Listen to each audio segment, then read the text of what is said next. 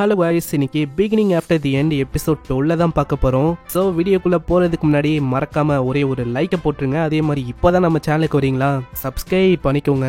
ஏன்னா அப்போ தான் ஒரு வீடியோவும் இதுக்கப்புறம் நோட்டிஃபிகேஷனாக வரும். சரி வாங்க, நம்ம டைம் வேஸ்ட் பண்ணாமல் எப்பிக்குள்ளே போகலாம். எப்பிக்கோட ஸ்டார்டிங்லேயே அந்த சைரஸ் அகாடமி கில்டு அங்கே நம்ம ஹீரோவை அவ கொண்டு வந்திருக்கா. ஏன்னா ஜாஸ்மின் ஹீரோ கூட அசஸ்மெண்ட் டெஸ்ட்டுக்கு ஜாயின் பண்ணுமா. இதை கேட்டோன்னே அவங்க வேற ஒரு ரூமுக்கு போகிறாங்க. அங்கே போகும்போதே அவன் யோசிக்கிறான், எங்களோட ஐடென்டிட்டியை நாங்க மறைச்சிருக்கோம், ராயலிட்டிக்கான அந்த இன்ஃப்ளூயன்ஸ் அது வரக்கூடாதுன்னு. இதுக்கப்புறம் அவங்க வேற ஒரு ரூமுக்கு வராங்க. அந்த பொண்ணும் இவளை பத்தி இன்ட்ரோடியூஸ் பண்ணி வைக்கிறா. ஜாஸ்மின் அவளோட கம்பெனியனை இவனை வச்சுக்கணுமா, அதுக்கு அசஸ்மெண்ட் டெஸ்ட்டுக்காக இங்க வந்திருக்கா. கேப்பசியன்னு ஒரு பர்சனும் இருக்காரு. அவரு தான் அங்க இருக்கிற கில்டு மாஸ்டரா. டெஸ்ட் கொடுக்கறதுக்கு முன்னாடி பிராக்டிகலா ஒரு டெஸ்ட் அவங்க எழுதுற மாதிரி இருக்கும். அந்த ரிட்டன் டெஸ்ட் மூலமா அவரோட மான அசிஸ்ட் ஆகும். இப்படிதான் அது நடக்கும். ஆனா இதுலயும் ஒரு எக்ஸெப்ஷன் இருக்கு. நான் கொஞ்ச நாளைக்கு முன்னாடி தான் உன்னோட ஃபாதரை மீட் பண்ணேன். காதுல பேரை சொல்லிட்டு நம்ம ஆத்தர் கிட்ட அவரு சொல்றாரு, பேரை கொடுக்கணும்னு எந்த விதமான அவசியமும் இல்ல, அதனால உங்களோட பேரை நான் என்ன கூப்பிடுறது. இப்போ ஃபேக்கா நம்ம ஹீரோ நோட் அப்படின்னு ஒரு பேரை சொல்றான். அங்க கையை கொடுக்கும் போது நம்ம ஹீரோக்கு நல்லாவே சென்ஸ் ஆகுது ஒரு எந்த அளவுக்கு ஸ்ட்ராங்கா இருக்காருன்னு. கில்டு மாஸ்டரும் சொல்றாரு, சந்திச்சதுல ரொம்ப சந்தோஷம், வாங்க நம்ம அரீனாக்கு போகலாம். இதுக்கப்புறம் போற வழியில அந்த கில்டு மாஸ்டரை பத்தி அவன் கேக்குறான், என்ன போனா நீங்களும் கில்டு மாஸ்டரும் கொஞ்சம் க்ளோஸா என்ன? அப்படி இல்ல, என்னோட அப்பா இருக்காருல்ல, அவருக்கும் கில்டு மாஸ்டருக்கும் ஒரு ஸ்ட்ராங்கான கனெக்ஷன் இருக்கு, அதனால்தான் விஷயம் எவ்வளவு சுலபமா போகுது. செல்வியும் பின்னாடி வர அவ கேக்குறா, ஆமா என்ன உன்னோட அந்த பார்ட்னர் அது கொஞ்சம் வித்தியாசமா எனக்கு தெரியுது. ஆமா இப்ப என்னன்னு தெரியல, நானும் ரீசெண்டா நோட் பண்ணேன், அதால ஷேப் எல்லாம் மாத்திக்க முடியுது. இதுக்கப்புறம் அவங்க அரீனாவோட அந்த ஏரியாவுக்கு வராங்க. அங்க ஒரு அரீனா பேட்டில் போயின்னு இருக்கு. அந்த பேட்டில் ஒரு பொண்ணு கிட்ட அவங்க சொல்றாங்க, நீ சாண்டிங் எல்லாம் நல்லாவே பண்ற, இருந்தாலும் உன்ன நீ டிஃபனே பண்ணல. அவங்க முன்னாடி இன்னொரு ஆப்போனன்ட்டும் இருப்பாங்க. இந்த பொண்ணு சி கிளாஸ் அப்படின்னு அவங்க சொல்றாங்க.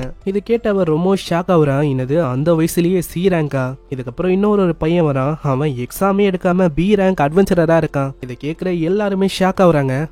லூகாஸ்னு ஒரு பையன் வரான். அவனும் அவங்க சொல்றான், என்னை ஏ ரேங்க்கு போடுங்கன்னு. அவனோட பொட்டன்ஷியலும் லைட் ஆரஞ்சுல இருக்கு. இதை கேட்டு எல்லாருமே ஷாக் ஆகுறாங்க. நான் போக போக எவ்வளவு வயசு கம்மியா இருக்கோ அதுக்கேத்த மாதிரி அவங்களோட எபிலிட்டியும் சும்மா பயங்கரமா இருக்கு. அங்க போட்டிய ஆரம்பிக்குது. அந்த காதை பார்க்கும் போதே அவனுக்கு தெரியுது இந்த எல்ஃபுகளோட அந்த கிராமத்துல இருந்து தான் இவனும் வந்திருக்கானு. இந்த போட்டியில ஒரு பெரிய பவர் அவன் யூஸ் பண்றானா. அதை பார்த்து நம்ம ஹீரோ யோசிக்கிறான், அவனால அந்த மாணவ கட்டுப்படுத்த முடியுமா?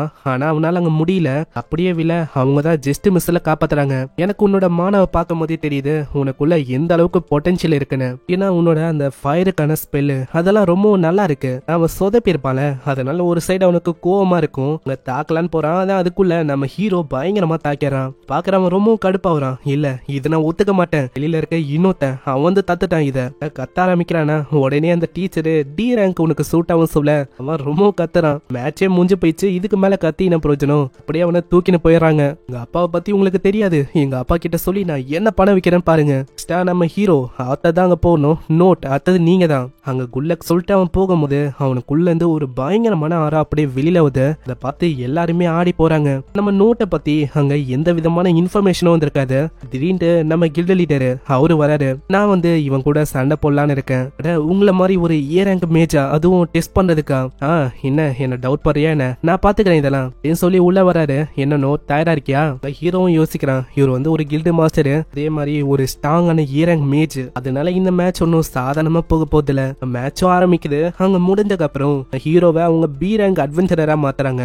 அதுலயும் இந்த வருஷம் நிறையவே பி ரேங்க் அட்வென்ச்சரர்ஸ் வந்திருப்பாங்க. இது வரைக்கும் அப்படி நடந்திருக்காது. அவங்க எல்லாருமே சின்ன பசங்க தான். அங்க இதுக்கப்புறம் தான் கில்டு மாஸ்டரே சொல்றாரு, 6 மாசத்துக்கு முன்னாடி சைரஸ்ல என்ன ஆச்சுன்னு தெரியும்ல, இந்த first cultural festival youth of races, அதை பத்தி தானே நீங்க சொல்றீங்க. இதுலயும் 3 ரேசஸ் இருந்திருக்கும், எல்ஃப் டார்ஃப்னு. அப்புறம் தான் உங்களுக்கு புரிய தட்டவே செய்யுது. இப்போ அந்த பசங்கள எல்ஃப் டார்ஃப்னு தான் எல்லாருமே இருக்காங்களே. நம்ம லூக்கஸ் இருக்கால, அவனே ஒரு ஆஃப் எல்ஃப். அவனோட பர்த் பத்தி அவளுக்கும் இன்ஃபர்மேஷன் இல்ல.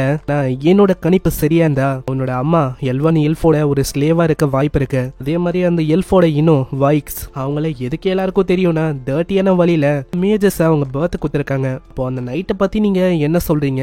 அவனையும் நீங்க பி ரேங்க்ல போட்டீங்க. அதுக்கும் ஒரு காரணம் இருக்கு. அவனோட எபிலிட்டிக்கான முழுமையான கேரண்டி இருக்கு. அதே மாதிரி அந்த நைட்டு அந்த பையன் இருக்கான்ல, அவன் டார்ஃப் பக்கத்துல தான் வளர்ந்துருக்கான். டார்ஃபோட ரெப்ரசன்டேட்டிவா தான் இவனே இங்க வந்திருக்கானே. இது எல்லாமே என்னோட யோகம் தான். அங்க ஹீரோ பத்தி அவங்க கேக்குறாங்க. நம்ம அந்த மாஸ்க் போட்ட அந்த பையன் அவனை பத்தின ஏதாச்சும் கெஸ் இருக்கா அவங்களுக்கு? உண்மையா சொன்னா அவங்க 2 பேரை பத்தியாச்சும் நல்லா சொல்ல முடியுது. ஆனா இவனை பத்தி ஒண்ணுமே எனக்கு தெரியல, இவன் யாரு என்னன்னு. ஆனா ஒரு விஷயம் எனக்கு தெரியும், டார்ஃப் பக்கமோ இல்ல எல்ஃப் பக்கத்தோட ரெப்ரசன்டேட்டிவும் இல்ல.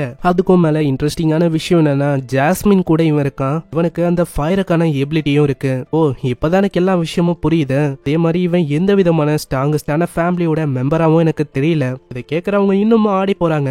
அதே மாதிரி அவனோட மூமெண்ட்டை நீங்க பாத்துருக்கணுமே. அவனோட மூமெண்ட் ரொம்பவும் ஃபாஸ்டா இருந்தது. ஆனா அவனோட மூமெண்ட்டுக்கு ஏத்த மாதிரி அவனோட பாடி அது இல்ல. அவன் வாழ்ந்துட்டானா ரொம்ப ஒரு பயங்கரமான பர்சனா மாறுவான். அது தெரியல அவன் எப்படிப்பட்டவனா இருப்பான்னு. இதுக்கப்புறம் நம்ம ஹீரோவும் அதை பத்தி தான் யோசிக்கிறான். அவனோட பாஸ்ட் லைஃபுக்கான அந்த ட்ரைனிங் அது எல்லாத்தையுமே அவன் வந்துட்டான். போற வழியில அந்த நைட்டு அந்த பர்சனை சொல்றான், அதை பண்ணலனா கண்டிப்பா அதை நானே பண்ணிருப்பேன். ஆனா அதுக்குள்ளேயே அந்த லூகஸ் கத்த ஆரம்பிக்கிறான், என்னப்பா ரேங்க்ல இருக்க ஒரு மீட்டிங் இங்க போயின்னு இருக்கோ இல்லாமையா? ஆனா நீ என்ன பண்ண உனக்கு தெரியுமா? அதுக்கு ஒண்ணு நான் உன்னை சும்மா விட மாட்டேன். நீ பி ரேங்க்ல இருந்தா நீ பெரியாளா? அப்படியெல்லாம் இல்ல. என்னதான் நீ பி ரேங்க்ல இருந்தாலும் எனக்கு கீழே தான் நீ. இனி இவங்க சண்டை போடுவாங்களா அந்த இடத்துல எல்லாரோட அட்டென்ஷனும் இவங்க கிட்ட தான் வரும். இந்த பசங்களை அவங்க பாத்துருப்பாங்க, இத்தனூண்டு வயசுல பி ரேங்க் அடைஞ்சிட்டாங்களே, அவங்களால கூட பண்ண முடியல. அவங்க எல்லாருமே பாக்குறதுனால நம்ம லூக்கஸும் விட்டு போயிடறான். அதுக்கப்புறம் அவங்க 2 பேரும் வேற ஒரு இடத்துக்கு வராங்க. இது ஒரு ட்ரைனிங் ரவுண்ட் தான். அதான் அவங்களுக்கு தேவையான கொஸ்ட கம்ப்ளீட் பண்றதும் மெட்டீரியலையும் கேதர் பண்ற விஷயம்லாம் இங்க பண்ணுவாங்க. இந்த இடத்துல ஓடும் போதும் அந்த ஃபைட்டை பத்தி தான் அவன் யோசிக்கிறான். ஃபைட்ல அவனோட ட்ரம் கார்டை அவன் பயன்படுத்தலான்னு போயிருப்பான், முடியாம போயிருக்கும். அது ஏன் முடியல அப்படின்னு தான் யோசனை இருக்கானே. அதுக்குள்ள அங்க ஒரு பயங்கரமான வெடிப்பு ஏற்படுது. திடீர்னு ஒரு மாஸ்டர் அங்க ஓடி வருது. அந்த மாஸ்டரை பார்க்கும் போதே அவங்களுக்கு தெரியுது அது இங்கில இருந்து வந்த மாஸ்டர் இல்லன்னு. நல்லா சைட்ல பாக்குறாங்களா, அங்க வேற ஒரு குழு தான் உயிரோட புடிச்சு கொண்டு வந்திருக்கும். ஜஸ்ட் மிஸ்ல அது தப்பிச்சு ஓடி வந்துச்சு. அங்க இருக்கிற நிறைய பேர் அது கொள்ள ஆரம்பிக்க கரெக்டா நம்ம ஆளுங்களை அது டார்கெட் பண்ணு. அங்க ஜாஸ்மின் தான் பயங்கரமா தாக்குற. ஒரு கட்டத்துல தாக்க போகுமா ஹீரோ அங்க காப்பாத்திடுறான். நீ கொஞ்சம் ஜாக்கிரதையா இருக்கணும். ஆனா அதுக்குள்ள அதோட கண்ணு சைட்ல போகுது. அங்கேயும் நிறைய பேர் இருக்காங்க. உங்க எல்லாரையுமே அதுக்குள்ள போகுதா. இந்த இடத்துல நம்ம ஜாஸ்மின் போறான். தாத்தரும் தாக்கலான்னு போவான். அதுக்குள்ள அவனோட பாஸ்ட் செல்ஃப் அது சொல்லுது உன்னால அட்டாக் பண்ண முடியும். அது கரெக்டா ஓடி வருமா, அவன் அங்க சொல்லிங்கனே ஓடி வரான். உன்ன வாட்டி தப்பு பண்ண மாதிரி இந்த வாட்டி உன்ன நான் தப்பு பண்ண போதில்ல. அதே வேகத்தோட அதோட கதையை முடிக்கிறான். அங்கேயே அதோட கதையும் முடியுது. அங்க ஆத்தரை இதுக்கப்புறம் அவ கத்துறா, எல்லாமே உன்னோட கால்குலேஷன் படி தானே போச்சு. அப்புறம் அந்த ஆத்தர் கிட்ட அவளோட ஸ்டோரியை பத்தி சொல்றான். அட்வென்ச்சரரா மாறினதுக்கு ஒரு காரணம் இருக்கு. அது ஃபேமிலியை விட்டு ஓடி போறதுக்கு தான். என்னோட ஃபேமிலியில ஒரு முறையும் எல்லா ஜெனரேஷன்லயும் கிரேட்டஸ்டான மேஜ் இருப்பாங்க. அதே மாதிரி எல்லாருமே என்கிட்ட என்ன சொன்னாங்கன்னா, எல்லா எலமெண்ட்லயும் இந்த ஃபயர் இருக்குல்ல அதுதான் எல்லாத்த விடவும் ஸ்ட்ராங். ஆனா ரொம்ப ப்ரௌடா இருந்தேன் இந்த மாதிரி அந்த ஒரு ஃபேமிலியில போந்ததுக்கு. சின்ன வயசுலயே மொத்த சிப்ளிங்ஸை கம்பேர் பண்ணா நான் சீக்கிரமாவே என்னோட மேஜிக்கை அவேக்கன் பண்ணிட்டேன். எல்லாருக்கும் ரொம்ப பெருமையா இருந்தது. எல்லாரோட நம்பிக்கையும் என் மேலதான் இருந்தது. அதனால என்னவோ தெரியல என்னால அங்க ஃபயர் மேஜிக்கை பயன்படுத்த முடியாம போயிடுச்சு. அதுக்கப்புறம் என்ன ஒன்னுத்துக்கும் லாய்க்கு இல்லாதவ அப்படின்னு எல்லாருமே சொல்ல ஆரம்பிச்சிட்டாங்க. இல்ல நீங்க ஒன்னும் அப்படி எல்லாம் சொல்லக்கூடாது. நீங்க ஒன்னும் அப்படி எல்லாம் இல்ல. மானக்கோரும் சரி இந்த எலமெண்ட்டும் சரி எதுலயும் எந்த விதமான லெவலும் செட் செய்யப்படல. இதை நம்ம எப்படி பயன்படுத்துறோம் அதுலதான் எல்லாமே இருக்கே. இதை கேட்டோன்னே அவ சிரிக்கிறா. நான் யோசிக்கல நீ இப்படி சொல்லுவேன்னு.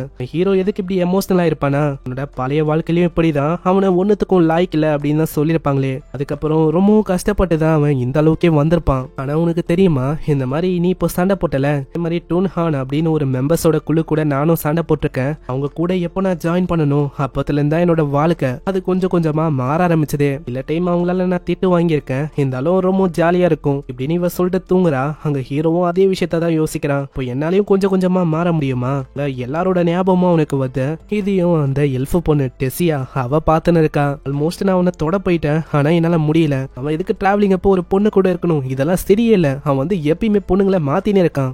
பின்னாடியே தாத்தா சொல்றாரு, என்ன நீ ஜஸ்ட் மிஸ்ல போட்டிருப்ப தெரியுமா. அங்க மன்னிப்பு கேட்கறா. அங்க இப்பதான் அவர் சொல்றாரு, காத்துல பார்க்கும் போது ஒரு மாதிரி ஜெலசியா ஃபீல் ஆகுதுன்னா நீயும் ஏதாச்சும் புதுசா பண்ணலாம் இல்லையா. அங்க இதை கேட்டோன்னே அவ என்னதுன்னு கேட்கறா. அவரும் ஏதோ ஒரு புக்க தராரு. இதனால அவ ஸ்மைல் பண்றா. இதுக்கப்புறம் அங்க 2 வருஷம் கடந்து போகுது. எல்லாருமே நம்ம ஹீரோ பத்தி தான் பேசுறாங்க. உனக்கு அவனை பத்தி தெரியுமா, அவன் ரொம்ப ஸ்ட்ராங் தெரியுமா. அதே மாதிரி என்னோட ஃப்ரெண்ட் அவனை பாத்திருக்கான், அவன் ரொம்ப ஸ்மாலா இருந்தானா. அதுக்கும் மேல அந்த பையன் ஸ்வாடு ஒர்த் அப்படின்னு ஒரு ஃபேமிலியில இருக்க ஒரு பொண்ணு கூட டிராவல் ஆகி இருக்கானா. இது வேற யாரும் இல்ல நம்ம ஜாஸ்மின் தான். போற வழியில ஜாஸ்மினும் கூப்பிடுறா, வா நோட் என்ன நம்ம போகலாமா. அங்க ஹீரோவும் சொல்றான், அவ்வளவுதான் டைம் வந்துச்சு புறப்படுறதுக்கு அப்படின்னு இவன் சொல்றான். இங்கே இந்த சீசன் 1 முடியுது. இதுக்கப்புறம் தான் தான் ஸ்டோரி வேற லெவல்ல போகும். இப்ப நம்ம ஹீரோ நல்லா வாழ்ந்துட்டானா உன்னோட பவர் லெவல்லாம் சும்மா பயங்கரமா இருக்கும். இதோட மான்வாவை நீங்க படிக்கலையா, அதை நீங்க மறக்காம செக் அவுட் பண்ணுங்க. ஏன்னா அதுலதான் செம்மையா இருக்கும் ஸ்டோரி. அனிமேஷனை கொஞ்சம் சொதப்பி விட்டாங்க, ஆனா மத்தபடி ஸ்டோரிலாம் சும்மா சோலோ லெவலிங்கே டஃப் தரும், அந்த அளவுக்கு இருக்கும். உங்களுக்கு தேவைன்னா சொல்லுங்க, நம்ம மான்வாவா எக்ஸ்பிளைன் பண்ணலாம். அப்படி நிறைய பேர் மான்வா போடுங்க அப்படின்னு சொன்னா நான் சீசன் 2ல இருந்து ஆரம்பிச்சிடறேன். எனக்கு தேவை உங்களோட சப்போர்ட் வேண்டிதான். வீடியோக்கு மறக்காம லைக் ஒண்டி போட்டுருங்க. நான் உங்களை சீசன் 2ல சந்திக்கிறேன். இந்த சீசன் எப்படி இருந்துச்சுன்னு மறக்காம கீழே கமெண்ட் பண்ணி சொல்லுங்க. அது வரைக்கும் சைனரா.